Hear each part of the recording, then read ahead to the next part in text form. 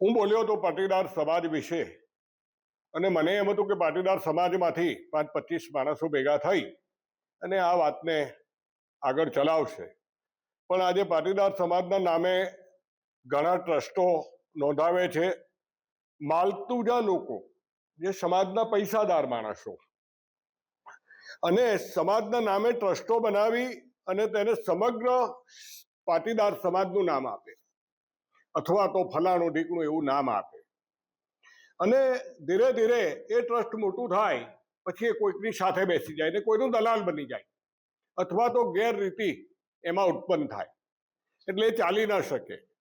હાલમાં જે સમાજના નામે કોઈ પણ ટ્રસ્ટોએ દાન લીધા છે, કોઈ પણ ટ્રસ્ટોએ સમાજના નામે, પછી નાના મોટા દાન હોય, 1 રૂપિયો હોય કે 100 કરોડ હોય, એ લોકોને બહુ સીધી વાત છે કે નવા એ ટ્રસ્ટોએ એના વ્હાઇટ પેપર, એને ફાઇનલ વ્હાઇટ પેપર બહાર પાડવા પડશે ને. અમે તો હિસાબ માંગ્યો છે મીડિયામાં. અમારો છેલ્લી એક મિટિંગ હતી એની અંદર અમારા ફોન કોથળીમાં મુકાવ્યા હતા, એ પણ માંગ્યું છે અલગ અલગ ટ્રસ્ટો પાસે. ને નાનામાં નાનો માણસ ભલે દાન ના આપ્યું હોય, પણ જ્યારે સમાજની વાત હોય તો એ પણ કઈ લેખિત આપે અથવા તો માંગે તો એને સમાજે આ કાગળો આપવાની જવાબદારી છે, વ્હાઇટ પેપર બહાર પાડવાની જરૂર.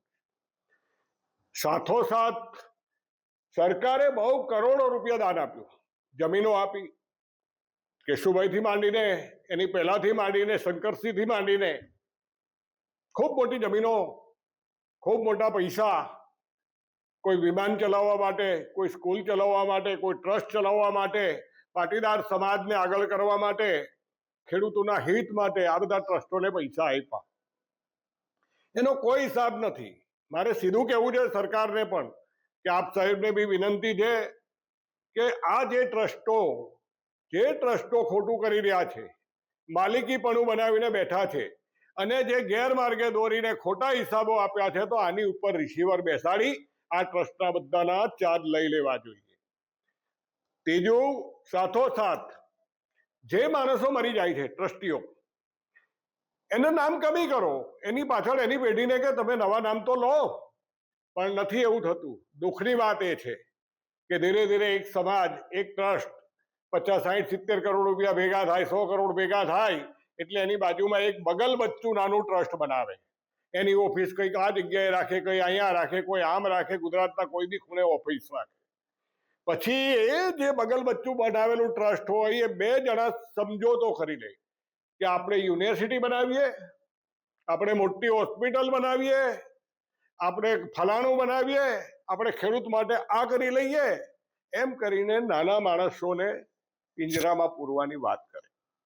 પછી એ 2 ટ્રસ્ટ સમજોતો કરીને જે મૂળ ટ્રસ્ટની અંદર હતા અથવા નવા ઉમેરવાના હતા, યુવાઓને ઉમેરવાના હતા, એની બદલે આ બની બેઠેલા માલિકો, અને બદમાશ કહીએ તો કંઈ ખોટું નથી, અને બદમાશી જ કહેવાય દેશી ભાષામાં. સૌરાષ્ટ્રની ભાષામાં વ્હાઇટ કોલર ગુંડા, આમ ઇંગ્લિશમાં કહીએ ને, અમારે એમ કહેતા સૌરાષ્ટ્રની અંદર કે ડાકુ. અને પેલા ડાકુની પાછળ છે ને પોલીસ હતી પડતી, ઘોડા લઈને જાય ત્યારે. હવે તો ઘણીવાર ડાકુની આગળ પોલીસ છે અને ડાકુની પાછળ પોલીસ છે. હવે સમજવું હું કોણ કોને પકડે છે. એ જ પરિસ્થિતિ અમારા સમાજની છે. તો આ ટ્રસ્ટીઓની પાસે હિસાબ સરકાર માંગે, ન હિસાબ આપે તો એની પર રિસીવર બેસાડે, અને આ જે બની બેઠેલા ટ્રસ્ટીઓ છે એની અંદર એક સિસ્ટમ લાવે કે કોઈ પણ ટ્રસ્ટી 2 વર્ષ અને બહુ સારું કામ કરતો હોય તો એને બીજો ટર્મ આપી, એના પછી વહીવટદારો, ટ્રસ્ટી નહીં, ટ્રસ્ટી તો આજીવન હોઈ શકે, પણ વહીવટદારો, અને પછી એ પ્રમુખમાં ન હોય, અને નક્કી કરે કે આ 50 વર્ષથી ચોટીને સમાજનું લોહી પીનારાઓ સંસ્થાના નામે કરોડો રૂપિયા ઉભા કર્યા, આજે 100 કરોડ 200 કરોડ તમારી સંસ્થામાં છે, એની પાછળ તમે હોસ્પિટલ બનાવો. લાસ્ટ તમે જો જુઓ આની અંદર ફક્ત ઈરાદો એટલો જ છે કે 25 વર્ષનું એક પ્લાનિંગ થાય, 20 વર્ષનું થાય, 50 વર્ષનું થાય, પછી એની અંદર લોકો મરતા જાય, ખતમ થતા જાય, એને હટાવતા જાય, અને એ અબજો ને કરોડો રૂપિયાની માલિકી અને સરકારનો લીધેલો અબજો રૂપિયાની સહાય. સરકારે ઓછી સહાય નથી કરી. હું તો જાહેરમાં કહું છું કે ભાજપ સરકારે સૌથી વધારે ભાજપ સરકારે, કોંગ્રેસ વખત બી હતું ને, કંઈક આગળ શંકરસિંહે તો બહુ મોટી જમીન આપેલી. ભાજપ સરકાર વખતે સૌથી વધારે જો ફાયદો મળ્યો હોય તો આ બધા ટ્રસ્ટોને. પણ એ કોના માટે આપ્યો હતો? નાનામાં નાના ખેડૂત માટે, નાનામાં નાના મજૂર માટે, નાના ધંધાઓ માટે.